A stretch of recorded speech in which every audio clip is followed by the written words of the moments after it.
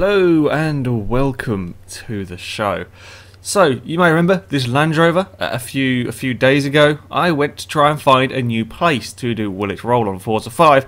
I was trying around Sebring on the most part in the actual video. I only had sort of half an hour of actual recording, and I failed quite miserably. After I made that video, I then took the Land Rover to Prague, to the Top Gear track, to Bathurst, to Spa, and no matter where I tried, I couldn't get it to roll. So I got bored, I gave up with the Land Rover, and I was going to come back at a later date with some other cars when I had a bit more time and experiment with some of them to see if I could, well, if I could get anything to roll off a curb, sort of how we used to do it.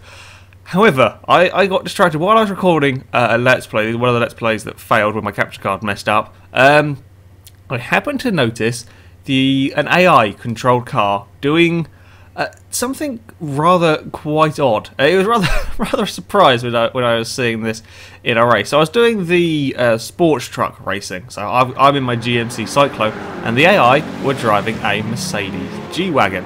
And I don't know what upgrades they have in this car because the game has upgraded it. However, when it went around a fast corner, which is going to in a minute, it goes up on two wheels.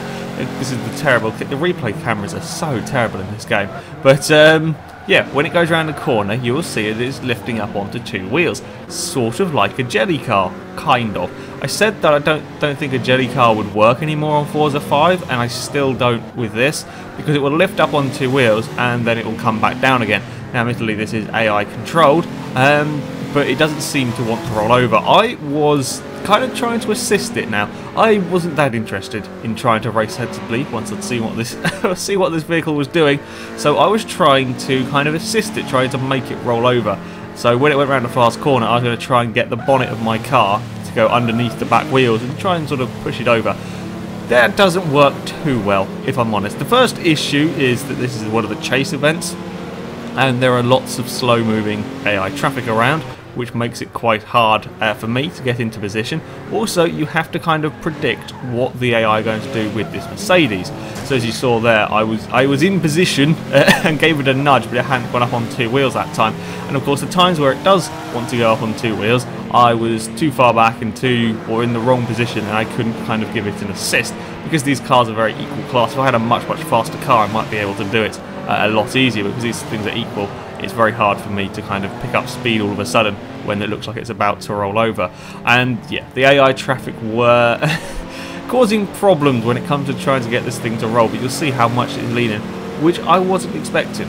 I wasn't expecting to see a car doing that sort of thing around the corners. Now, it's not just the G-Wagon that this happens in, as the AI's managed to have a crash all on their own that wasn't caused by me. I may have been involved because I didn't expect it, but yeah, I got distracted. Yeah, the Ford Raptor and the Jeep Cherokee, when I was watching this, when I was doing the race series, sorry, I saw them in a couple of places go up on two wheels, but nowhere near like this Mercedes is. It also seems to just be this track. Elsewhere, while they will do it very occasionally, I saw a Raptor do it at the Bugatti circuit once and it wouldn't do it again, and I saw a Cherokee do it at Sebring, again, that was once and it wouldn't do it again. At this circuit, with this car, every corner, it seems to be that it would go almost every... If there wasn't any AI traffic, every corner where it turned heavily, it would go up on two wheels. Like through here, it's too slow at the moment because the traffic's in the way. I'm trying to be irritating still and find a way of getting sort of underneath it. Go around the final corner. This is my best chance. I gave it an assist and it did nothing but spin it round, unfortunately. I think with enough tries, I think you would probably eventually get it to go over, but with the AI traffic all around, it was rather tricky. So I went off to see what was what and build my own G-Wagon, because of course when the AI upgrade a car, you never quite know what they put in. Well, you could buy one upgraded, buy it and check, but I didn't have the money at the time. Well, I didn't want to particularly, because I wanted to experiment, and also I was almost broke. Luckily, the cars were on sale when I was filming this. I'm not sure if they still are, so it didn't cost too much to get hold of one of these. So the upgrades which I put on the car were racing suspension, so I could adjust the suspension, make it very soft. I don't think the AI would make the car very soft, but I think it would have, or it could well have racing suspension on it. I put weight reduction in the car, to try and get it so it didn't take as much sort of energy, if you like, as much grip to get the car onto two wheels. If it's lighter, it should be able to move around more. And I put on racing tyres to try and give the car as much grip as possible, because, well, we learnt from Forza 4 that in that game it took a lot of grip to get cars to roll, and I was assuming that it would be a similar thing in here. As I was going down the straight, I was trying to kind of get the car to sort of bounce from side to side, and maybe that would work at getting it to fall over. It didn't. It worked at nearly crashing, but it didn't work at getting the car to fall over. And again, much like we saw with the AI, admittedly this one here is a little bit more bouncy than whatever setup the computer had on it. It would go on two wheels, it would go around a corner on two wheels, but it wouldn't roll over. And I think, I'm not entirely sure, but I think from what I'm seeing, that it's the lack of grip. The cars on Forza 5 have an awful lot less grip than the cars on 4, which means that the driving physics are all a little bit different. I think it's a bit better. I like the physics on here. It makes the cars feel sort of, I wouldn't say necessarily more realistic, because there are some cars that seem to have a lot less grip than they should, but it's more of a challenge. And the cars, like when I swapped between 4 and 5, the cars on 4 literally feel like they are glued to the road compared to the cars on 5. It feels a bit more natural in 5. The cars slide around a little bit more, and I think the cars here simply don't have enough grip. I think that this vehicle, it doesn't have enough grip to kind of to roll over. I tried really attacking the first corner there to get it to roll, but it doesn't seem to matter if I take a corner fast or if I take a corner very, very cautiously. The Jeep just does pretty much the same thing. The replay cameras are also quite annoying in places trying to show this, but yeah, the Jeep, I don't think it won't roll on its own. We won't have a jelly car or the same sort of jelly cars that we had in 4, because I don't think we have the grip anymore to actually get the car to kind of ping over when it goes around the corner. However, we do get a car that does some very, very silly things. With this suspension, it bounces around, it will lift up wheels, and as we go down the straight, again, I was trying to get it to sort of wobble over, but this time I did actually crash it. Yeah, it's not an easy car to drive when it's bouncing around on the suspension. But as far as rolling goes, no, I don't think so. I think I could spend forever going around corners on here, and I think it would do exactly the same thing, because the minute it goes up on two wheels and you start turning, it just starts skidding and you have no grip at all. You can see there it gets quite a long way on two wheels, but it just skids. Because I think there is a lot less grip, or it feels like there is a lot less grip. I don't think it will roll. I don't think there is going to have another crash. Yeah, once it gets on two wheels, it's not easy to sort of drive and steer and things. All of the important things when it comes to a car, it doesn't really do very well. So yeah, I tried a little bit after this as well. This is just the one that I saved the replay on. But no, it wasn't changing. It was doing the same thing pretty much every time. But it was looking up, shall we say. We had a car that was actually going on two wheels. I mean, the Range Rover very occasionally got on two wheels across that bump in Sebring. I do some celebratory donuts. But yeah, this was actually going up on two wheels. Now, as I said, I think we were having issues because the cars didn't have enough grip. So I moved on to something that should have plenty of grip. Now, the downside of trying to do Will It Roll with a sports car is that sports cars tend to be low to the ground, and they tend to be fairly wide. They tend to have a low centre of mass because that makes them better handling, which makes them harder when it comes to rolling. However, my plan with the Lotus Elan is that of all the sports cars, this is probably the highest, can have one of the highest ride heights. It's a fairly tall car, it's a very, very small car, it's very light, and if anything has a chance of sort of rolling over sensibly, if you like, it would probably be this car. I mean, okay, it's not the fastest thing in the world. I didn't bother upgrading the engines. I didn't see the need to. You don't need a huge amount of speed to roll. You do need a bit of speed though.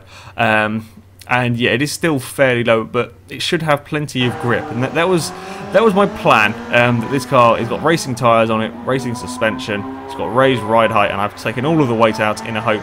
Well, there wasn't much weight to start with, to be honest, but now there is even less in it.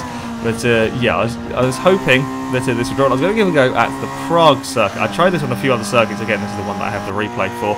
With the first curb, with the first corner at Prague, I got more airtime after clattering into the wall than I did off the curb. The curb here is a very, very nasty looking curb. If this was a curb in Forza 4, every single car in the game would roll over on it. I think. because it is a huge curb. It's a really nasty curb as well. However, it wasn't happening.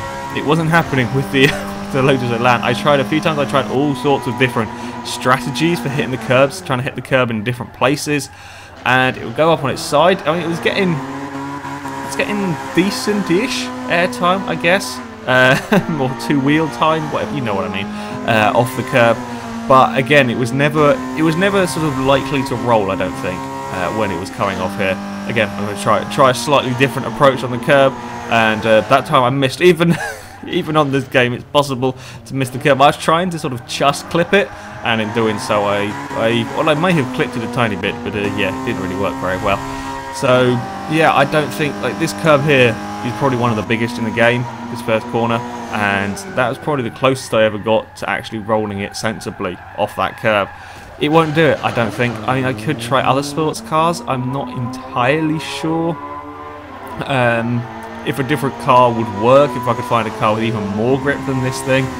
But I mean, if this isn't rolling, I'm going to doubt that most cars would, because this should have plenty of grip. It's a small, light sports car on race tyres, and it's not doing anything, which is a shame. So yeah, things were looking, well, not quite as promising as I had first hoped. However, for the interest of fairness, I thought, oh, sod it, I'll give the Mercedes a go at Sebring. Now, I was expecting this car not to react to any curbs. I thought that this was not going to work because, well, when it goes around a corner, it lifts its wheels up off the ground on its own. So, when you go round a corner with a curb there, if you're trying to attack the curb, the chances are you're going to have your wheels in the air anyway, so the curb isn't going to do anything. That was my thinking behind this. I wasn't expecting it to work, but, you know, yeah, well, nothing else was working, so I thought I would give it a go. And sure enough, as I was driving down this sort of section of track that I thought was most likely to roll on one of these curbs, it was quite a difficult car to drive down this section of track, because it was wallowing and bouncing all over the place. And the wheels were never ever catching on the curb, because I'd go around a corner, I'd steer, and it's when it's steering, when you have all the load on those tyres, that seems to be what picks the car up. But that's what happened before. On here though, of course, the minute you're steering, your wheels are in the air, so it doesn't really work. So I lined up. I was going to go back the other way. I was going to give it a proper try and attack some of these curves and see what would happen. And sure enough, I was sort of turning the corner, and there we go. I'm now going to have a little bit of a spin. I sort of semi-saved it, went across the grass, but I wasn't expecting much from this run. But oh well, you know, we'll give it a go. We'll attack the final curve, the last sort of chance of this. And sure enough, something weird happened, and I managed to roll the car off the curb. And now the G-Wagon is on its roof. I'm still not entirely sure what happened. Yeah, it rolled. It fell over. Haha, I have beaten you, game. Screw you. Yeah, I have no clue what happened. Well, I'll show the onboard in a minute. The cameras aren't in the right position at all for showing this. But I was going around here and things are all going as well as terribly as I expected, really. I was having difficulty to keep it under control. And then I went to attack I guess the biggest curb probably here. And what I found is I sort of ran over the curb straight. I wasn't actually putting much steering input in. I just sort of was straight over the curb. And then it clipped something. I don't know what it clips on these curbs that causes it to roll. But because I didn't have the wheels in the air, the wheels hit it and they pinged up because they were incredibly soft, and that caused the car to flip over. And I rolled it. It's been rolled successfully. Of course, it was only one time that I have managed to roll it successfully, so I set off to try again and see if I could kind of replicate that result, because, well, this car now can roll. I've proved it can roll. But I didn't. I was doing this really late at night, so I didn't have a huge amount of time to do. I think I did 3 or 4 further tests. I couldn't get it to roll off the curb again, but that's probably just me not hitting it quite right. What this does mean is that there seems to be a point. There is a thing on this curb, I don't know what it is, that causes the vehicles to roll. That was just me being sideways on the grass. Also, while this curb will cause cars to roll, the cameras are useless at actually showing it, because they cut away just at the wrong point for that corner. So yeah, there seems to be like a little lump or a bump on the curb. The Range Rover was doing it as well, where it's sort of causing problems. It's very hard to describe using words without saying it. Yeah, it seems to just react off a certain bump in the curb, and it causes the car to flip occasionally. These flips here you see were just me being sideways on the grass. I couldn't get it in the few more times afterwards that I tried it, but I didn't have very long. So Yeah, the Mercedes, it has been rolled successfully. So Will It Roll is not quite dead. It is not quite dead. It is hanging on in there for dear life. I will have to go get some other cars, and at another point I shall try. I shall see if anything else can be rolled. Maybe it was just a fluke with the G-Wagon. It could well be that as well. I think it's a lot more down to luck almost on these curves as to quite how the cars react. It doesn't seem to be a curve that you can reliably just hit with a car and it will roll every time. There could be, though, a very, very specific point on that Sebring curve that will cause the cars to roll. So I think it warrants further investigation. Either way, we have rolled a car off a curb in Forza 5. I am happy with that for now. Yeah, I can't believe that it actually worked. So, haha, I win this round, Forza. Unfortunately, you win on the replay front. Anyway, that is it for today, guys. So thank you very much for watching, and until next time, goodbye.